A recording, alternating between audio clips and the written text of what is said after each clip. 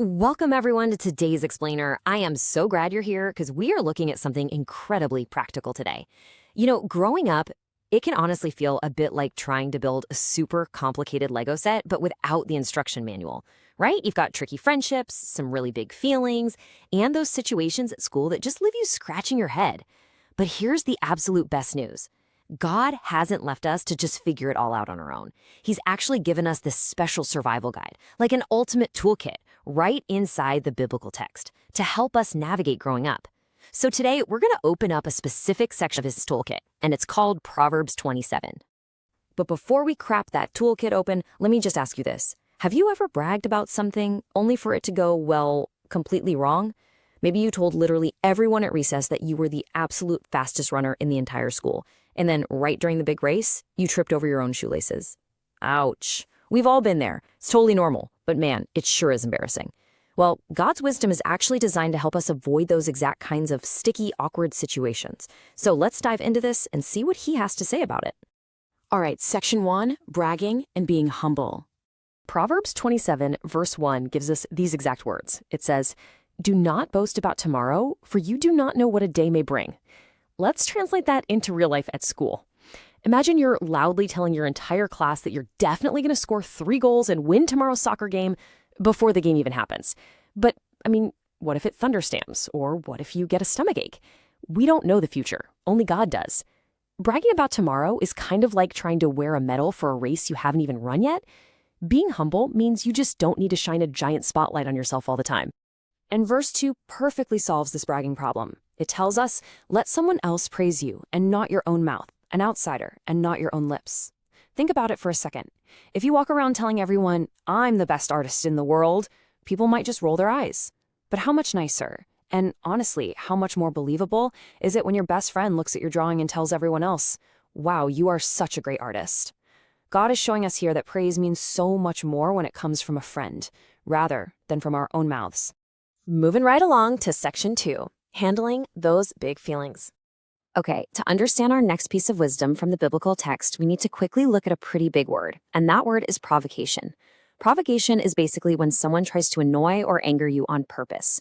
And you know exactly what this is. It's when a brother or sister hovers their finger like an inch from your face going, I'm not touching you, I'm not touching you, or when someone at school calls you a name just to see if you'll get mad. They are provoking you.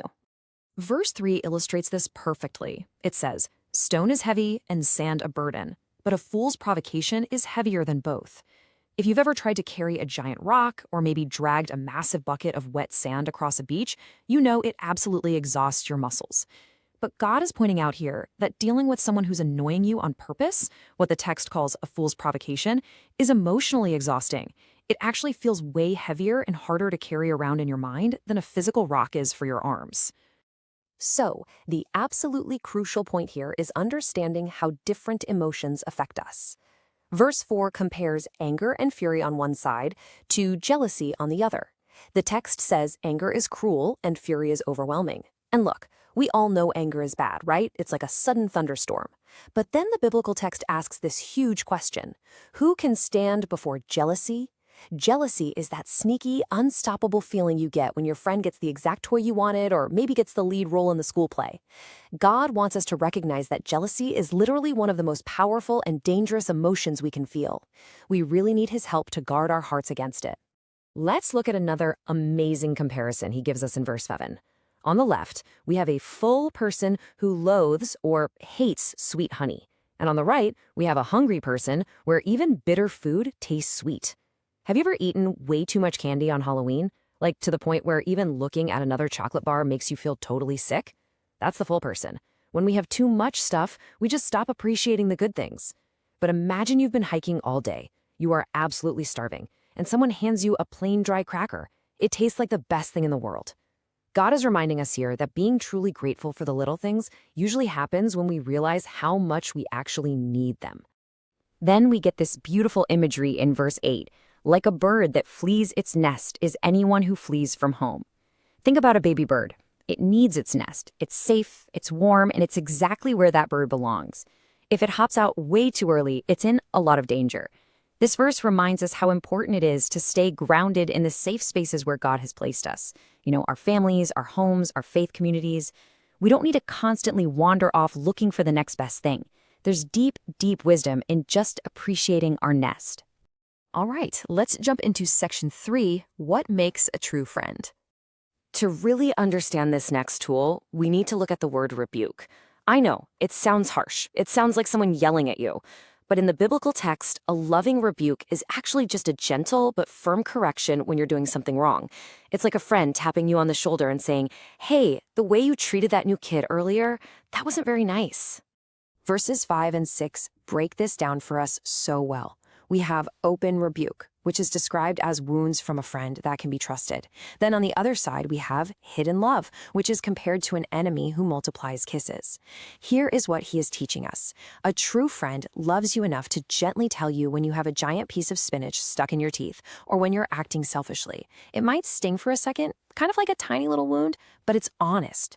A fake friend, on the other hand, will just flatter you and shower you with fake kisses, letting you walk around all day looking silly because they just don't actually care enough to tell you the truth. And because real friends are honest, they bring something totally wonderful to our lives.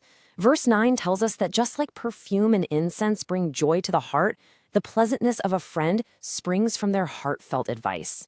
Think about walking into a house where someone is baking fresh chocolate chip cookies. That smell just instantly makes you happy and relaxed, right? Well, God says that a true friend giving you kind, honest, heartfelt advice brings that exact same feeling of joy and comfort to your soul. Because these friendships are so precious. God gives us some very clear rules in verse 10. Do not forsake your friend, do not forsake your family's friend, and better a nearby neighbor than a faraway relative. The word forsake just means to abandon. So God is saying, hey, when disaster strikes, or when you just have a terrible day, rely on the loyal people he has placed right in your neighborhood, right in your classroom. Don't go searching for help miles away when he's already given you a trustworthy neighbor right next door. Which brings us to our final part, section 4, living out the wisdom. Now, having a toolkit doesn't do you any good if you just leave it sitting in the garage on a shelf. So here is how you can practically use this biblical text at school, at home, or on the playground this week. Step 1, let others cheer for you. Practice humility. Just stop trying to prove how awesome you are and let your actions speak for themselves. Step 2, say thank you for what you have. Don't be that full person who just complains all the time. Guard your heart against jealousy by being intentionally grateful. And step 3, listen to honest advice from true friends. When a good friend offers a loving correction, don't get mad. Really listen to them. I want to leave you with a final, kind of challenging question to think about. Which piece of God's wisdom are you going to use today? Will you hold your tongue instead of bragging? Will you maybe take a deep breath when someone provokes you? Or will you thank a true friend for their heartfelt advice? The toolkit is wide open, guys, and he has equipped you with exactly what you need. Thanks so much for joining this explainer, and I absolutely cannot wait to see how you put this incredible wisdom into practice.